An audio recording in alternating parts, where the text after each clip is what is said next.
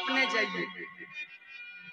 रानी जानती थी कि बाण चलाने में बहुत बड़ा वीर है, हो न हो अगर कहीं मेरे पतिदेव उस चैम्बर में जाकर के जीत जाएंगे तो 16 साल के लड़की के संग 85 साल के उम्र में शादी अच्छा लगेगा ना। रानी पहले जानती है, रानी रोक दिया रास्ता, कहा नहीं पतिदेव हम नहीं जाने देंगे आपको। सुनिए पतिदेव, 16 साल के लड़की के संग 85 साल की उम्र आपका हो गया, अगर उस चैम्बर में जाकर के आप कहीं जीत जाइएगा तो बताइए पतिदेव 85 साल के उम्र में 16 साल के लड़की से विवाह कीजिएगा, अच्छा लगेगा आपको? नहीं पतिदेव। राजा कुसुमपति की बेटी 16 साल की और राजा शंखपति का उम्र 85 साल। राजा कहा तुम पगली है। रानी अरे हम तो चैम्बर देखने के लिए जाते हैं, बाण चलाने के लिए थोड़े जा रहे हैं। लाख प्रयास किया, हाथ जोड़ करके रानी कहती है पतिदेव स्वामी शादी बुढ़ापे की नहीं,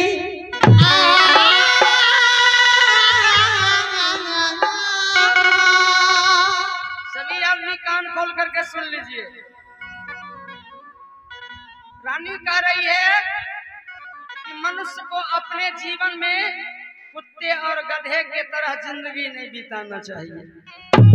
स्वामी जी अगर बुढ़ारी अवस्था में आप कहीं विवाह कर लिए तो जानते हो परिणाम क्या होगा? एक दिन वह लड़की आपके घर में बम के तरह विस्फोट कर जाएगी।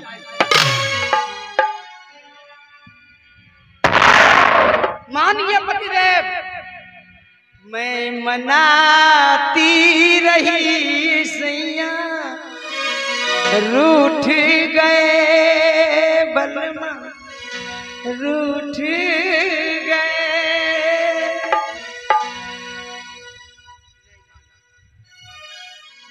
रानी को लगाम छुड़वा दिया, मारा चाबुक, बड़ी तेज रफ्तार से घोड़ा दौड़ गया।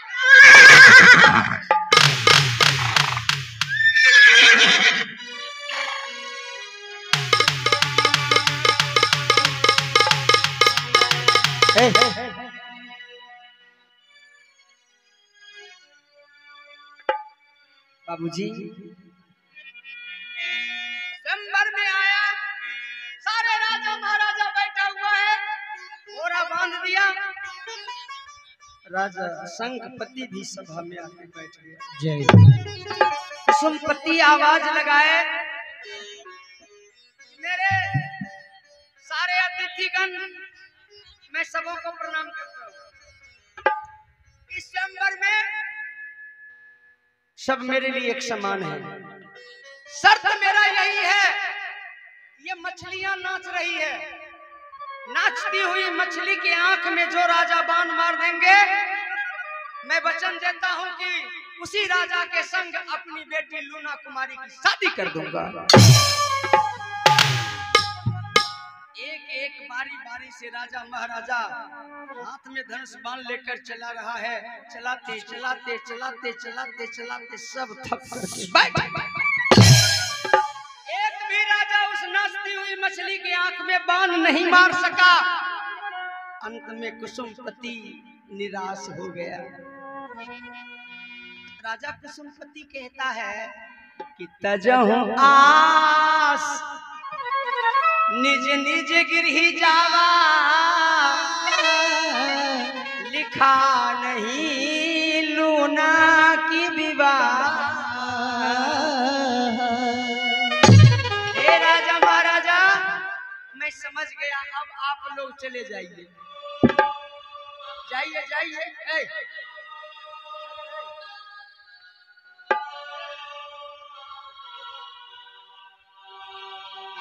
अरे बाबू रे बड़ा जल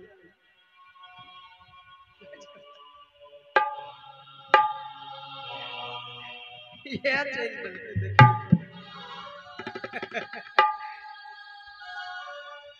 राजा महाराजा के बारे में कह रहे हैं। उस नंबर में सब उठ करके कह कि आप लोग चले जाइए, हम समझ गए कि मेरी बेटी लूना के भाग में विधाता ने विवाह नहीं लिखा। ताना न सहे मर्दाना तो की चाहिए, तो की चाहिए। वाह बेटा ये भी ताना सहने वाला नहीं। देखिए राजा शंखपति या बात जो सुना ना ताना भरी बात, राजा शंखपति उठ करके खड़ा हुआ, हाथ में धनुष बांध लिया, निशाना साध लिया। बड़ी सभा में सब लोग देख रहा है कि सफेद बाल, पका हुआ दाढ़ी, 85 वर्ष का उम्र, मछलियां नाच रही है। राजा धनुष बाण हाथ में लेकर के अपने संत सदगुरु को याद करके खींच करके बाण हनहनाता हुआ गया। मछलियां जो नाच रही थी, नाचती हुई मछलियों के आंख के पुतली में जाकर के बाण चुप। सारे लोग खुश हो गए। सारे राजा महाराजा उसी समय सब के सब अपने अपने स्थान की ओर प्रस्थान कर गए। अब शर्त है बाबू, शर्त रख दिया था कि जो बाण मार देंगे उसी के साथ बेटी की शादी होगी। आइ काल युग नहीं है, पहले युग के बात छिए। बेटी 16 साल की लड़की। अब राजा कुसुमपति लड़की के पिता अपने बेटी को देख रहे हैं और होने वाले दामाद, कहाँ मेरी बेटी जवान 16 साल के फूल जैसी कोमल बेटी, और कहाँ ये बूढ़ा होने वाला दामाद। राजा कुसुमपति मन ही मन रोने लगा कि भगवान भगवान भगवान, मैंने अपने बेटी के गर्दन में फांसी लगा दिया। भगवान, मैंने अपने बच्ची के गले में फंसरी लगा दिया। जे सिर कबहू न लीबे हो, अपने बेटी के लिए राजा कुसुमपति सिर झुका करके आंसू बहा रहा है। जे सिर कबहू न लीबे, बेटी लिबावे वही सिरवा, यही रे सुंदर धिया कारण, काबू लिबावे अपन सिरवा, यही रे सुंदर धिया कारण, काबू लिबावे अपन सिरवा, यही रे सुंदर धिया कारण, काबू लिबावे अपन सिरवा। हो जे सिर कबहू ना लीबे, हो जे सिर कबहू ना लीबे, बेटी लिबा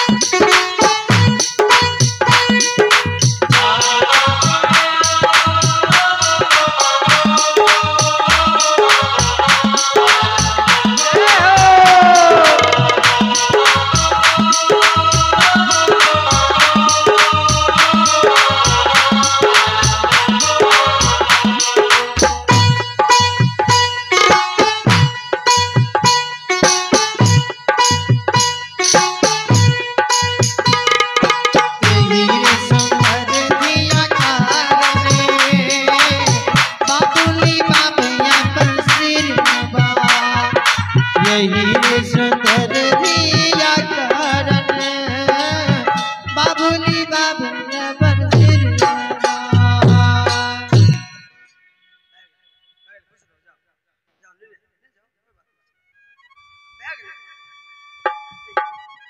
आनंद लो।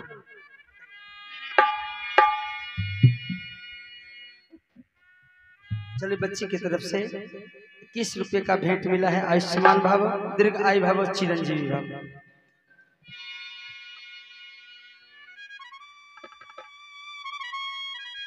सुंदर मंडप बनाया गया। मंडप पर दुल्हा और दुल्हन दोनों को बैठा दिया गया। शादी ब्याह में माय बहिन और भैर भैर रात गीत गावे छथिन, बाजा लगाए रहे छै, कान नहीं देल जाय छै यो टोला में। हां केना गावे छै?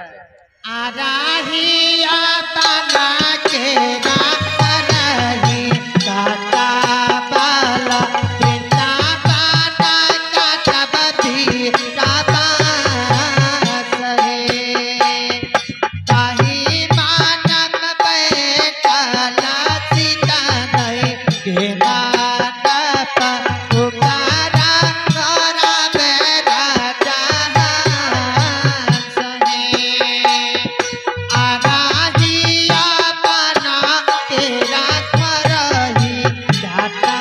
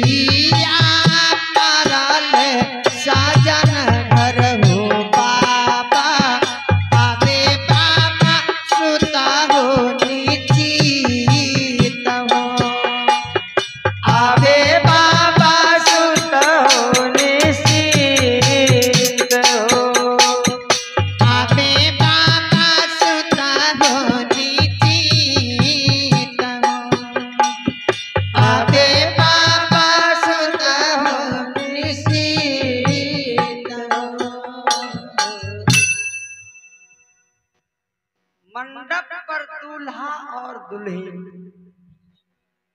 दोनों को बैठा दिया गया। पद्धति के मुताबिक शादी शुरू हुई। माई बहन बड़ी खुशी होकर के गीत गा लिया, शादी हो गई।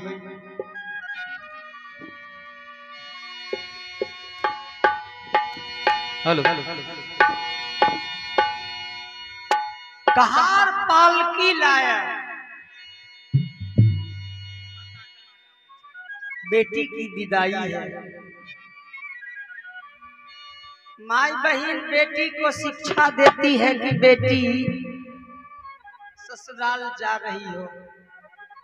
ससुराल में सास ससुर के सेवा करी हो,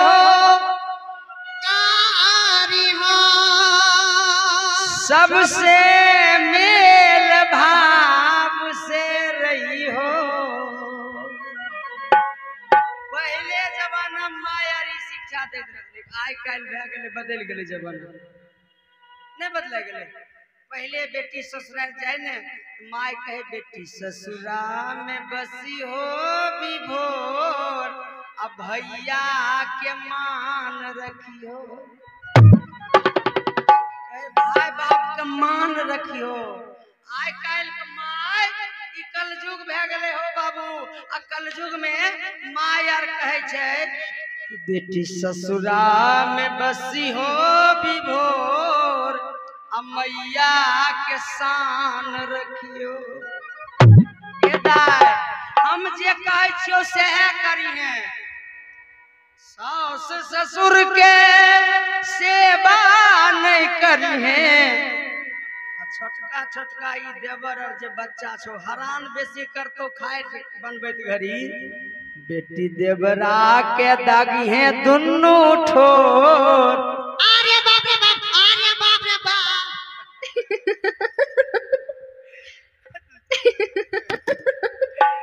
ओ बाबू आइ खाइल के जुग आइ ने इन्ने माय बहिन और सब समझदार छी। हमरा हसनपुर तरफ के बात छी, हमरा हमरे गांव में छै। माय बहिन शिक्षा दे छतनी के बेटी के, सखी सहेली शिक्षा दे छतनी के दाय ससुराल जाय छै। आइ काल माय शिक्षा देलक दाय ए बेटी ससुराल जाय छै दाय खूब खई है, खूब मोटई है। आ कोई कुछो बोलतो घर वाला तो अलगे भैक रही है। आइ काल वह कनियान दादी में रहे छे, तनियो कुछो भेलै ने झट से एने माय बाल्टीन सेट बर्तन देबे करे छे स्टील के। सब बर्तन या भारी तो खरीदू स्टील थारी। आइ काल स्टील के जुग भे गेले हो बाबू। अब स्टील के पूरा चौका भर बर्तन दैये दे छे। आइ काल नया जुग में इहो भेले कि एगो सिलेंडर आ चूल्हो दे दे छे। वह लड़की कमे छे अब तो सब कुछ चबे करे छे। बुढ़वा बुढ़िया से अलगे ठीक रहते।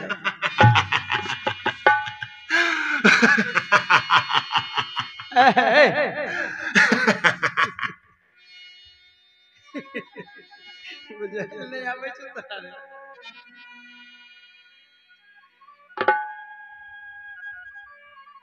बेटी ससुरा में बसी हो विभोर। माय बहिन गीत गावे छतनी, समझावे छतनी बेटी के ससुरा में रही हो बेटी। ध्यान से सुनबे माय बहिन।